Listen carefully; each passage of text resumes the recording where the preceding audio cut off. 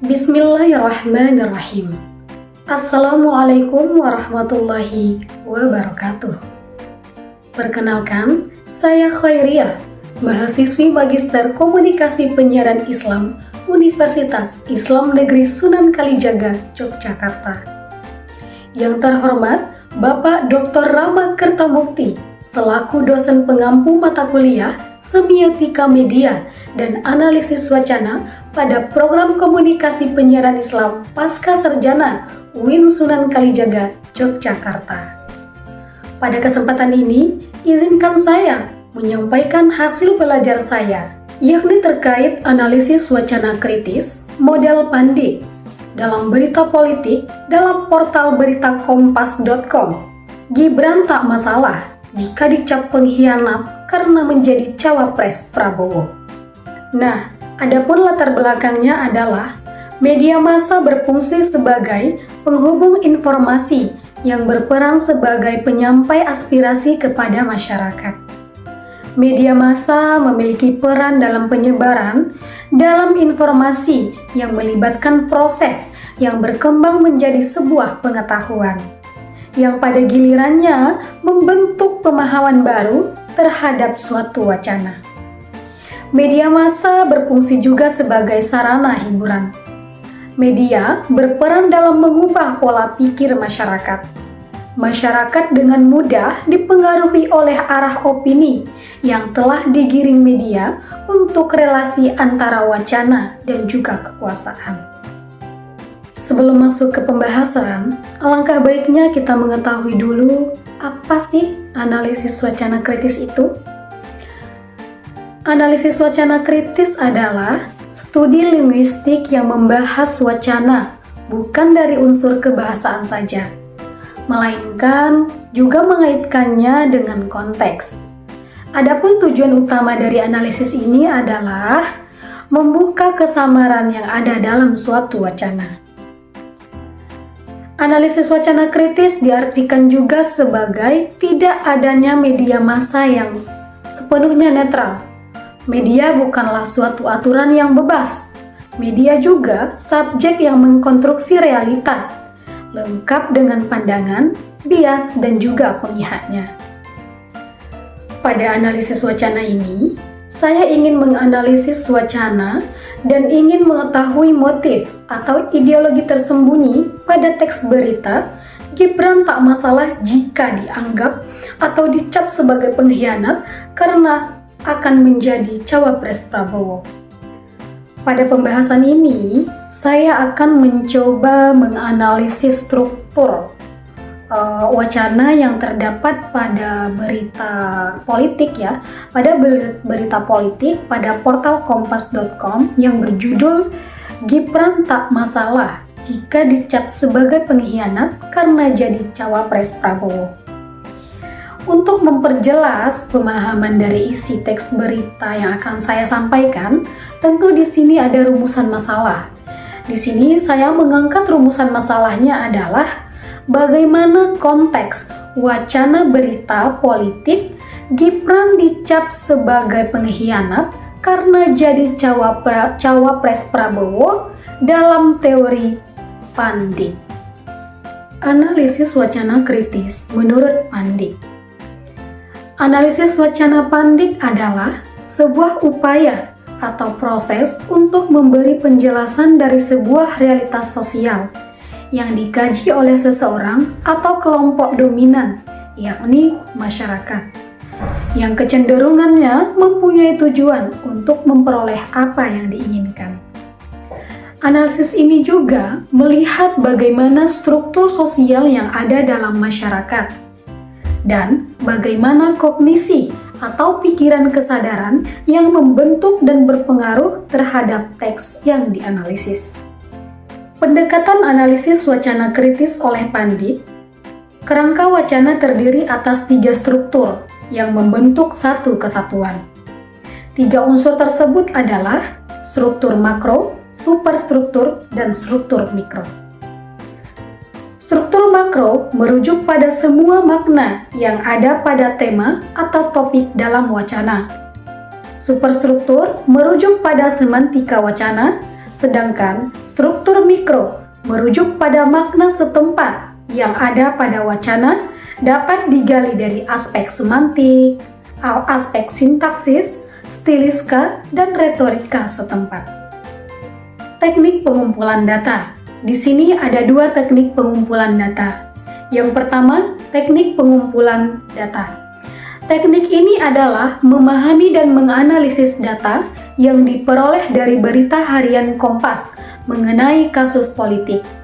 Teks yang dianalisis yaitu sumber data primer berupa analisis berita politik.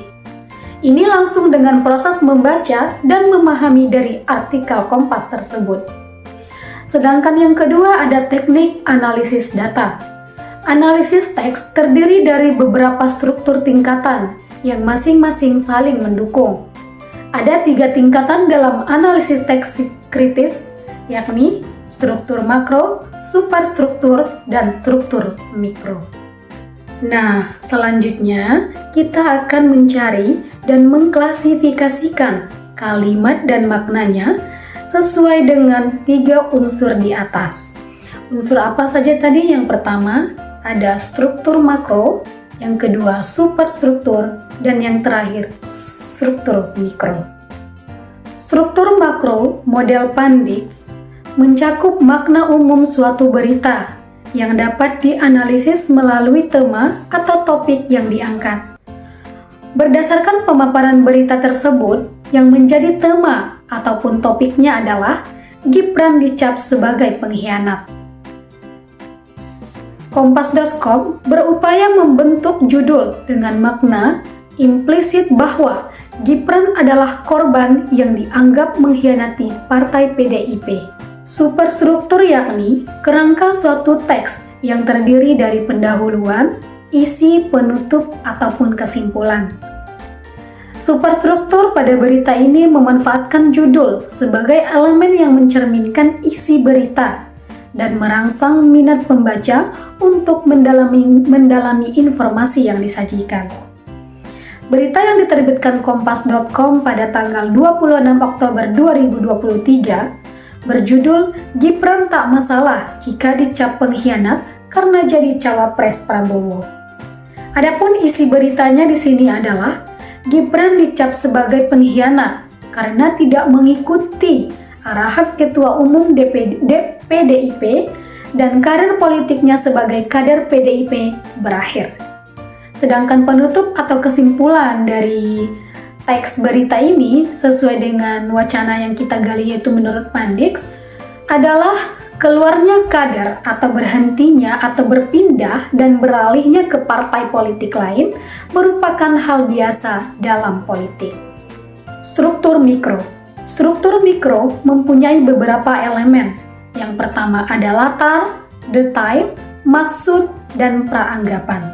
Adapun penjelasan dari struktur mikro tersebut, yang pertama ada latar. Latarnya di sini adalah RSPAD atau Rumah Sakit Pusat Angkatan Darat Gatot Subroto. Yang kedua ada detail, yaitu mendeskripsikan bahwa Gibran dicap sebagai pengkhianat partai sejak mencalonkan diri sebagai cawapres dari Koalisi Indonesia Maju. Yang ketiga ada maksud. Maksud di sini adalah Gibran tidak keberatan jika dirinya dicap sebagai pengkhianat.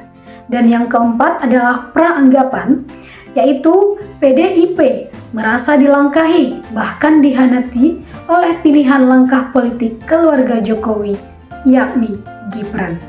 Struktur makro yang kedua berisi elemen-elemen antara lain ada bentuk kalimat, korehensi, dan kata ganti. Unsur bentuk yakni kalimat dari teks berita memaparkan informasi dengan pola deduktif dengan menggunakan kalimat aktif. Pendekatan deduktif ini menciptakan struktur berita yang dimulai dengan informasi utama atau pokok pikirannya diikuti oleh kalimat-kalimat pendukung. Pada berita tersebut, kalimat pokoknya berada di awal paragraf. Nah, pada berita ini terdapat unsur korehensi, khususnya melalui penggunaan perulangan. Pengulangan dapat membantu menciptakan keterkaitan antara informasi-informasi yang disajikan. Pada berita ini, tidak menggunakan kata ganti subjek dan langsung menyebutkan nama subjek sebagai bentuk penegasan. Nah, di berita itu disebutkan kata gantinya bukan ia atau dia, tapi langsung namanya yang di sana dicantumkan seperti nama Gibran dari awal sampai akhir tertera Gibran, dan Gibran, bukan dengan kata gantinya atau dia. Kognisi sosial dari berita Gibran dicap sebagai pengkhianat karena jadi cawapres Prabowo di sini adalah produksi berita tertentu dari hasil wawancara kepada Gibran yang kemudian ditanggapi oleh Direktur Indo Strategik Ahmad Khairul Umam dan Ketua Bidang Kehormatan DPD PDIP Komarudin. Dari berita tersebut dapat diidentifikasikan bagaimana media Kompas.com memposisikan diri mereka terkait pemberitaan Gibran sebagai calon wakil presiden pada pemilu 2024. Portal Kompas.com menyimpulkan bahwa pada kasus ini menempatkan Gibran sebagai pihak bersalah dan PDIP sebagai korban. Di mana hal ini sangat berpengaruh ya pada pandangan masyarakat yang sudah mendekati masa pemilu, yakni bagaimana membangun image yang positif di masyarakat untuk meraih simpati dan suara di pemilu 2024 mendatang. Nah, dari penjelasan materi-materi tersebut, di sini saya menyimpulkan 2 poin ya. Yang pertama ada praktek kekuasaan dan kedua ada akses mempengaruhi wacana. Yang poin pertama adalah praktek kekuasaan. Praktek kekuasaan dalam pemberitaan Gibran diusung sebagai cawapres Prabowo pada pemilu 2024 dipengaruhi oleh kekuatan PDIP. Sehingga narasumber dalam berita tersebut lebih banyak dimunculkan dari pihak tersebut, lebih banyak dimunculkan dari pihak PDIP dibandingkan dengan pihak yang bersangkutan yaitu Gibran. Hal ini membuat pemberitaan Gibran diusung sebagai cawapres Prabowo 2024 lebih menggiring asumsi publik untuk lebih bersimpati kepada PDIP. Sedangkan yang kedua, ada akses mempengaruhi wacana. Analisis wacana Pandik menekankan pentingnya akses, di mana kelompok elit yang memiliki akses lebih besar terhadap media akan memiliki kekuatan dan peluang lebih besar untuk mempengaruhi kesadaran masyarakat. Hal ini terlihat dalam berita di mana komentar dari Gibran hanya terdiri 1 atau 2 kalimat dan bahasanya tidak jelas, sehingga menimbulkan makna yang tidak pasti bagi pembaca. Mungkin hanya ini yang bisa saya sampaikan. Terima kasih kepada teman-teman yang sudah menonton, dan mohon maaf jika ada pembahasan atau penjelasan saya yang keliru. Saya ingin atau saya harapkan kita bisa bertukar pikiran melalui kolom komentar. Dan sebelum saya tutup, terima kasih kepada Bapak Dr. Rama yang telah membimbing kami selama 1 semester ini dalam mata kuliah semiotika dan analisis wacana. Akhir kata, fastabiqul khairat. Wassalamualaikum warahmatullahi wabarakatuh.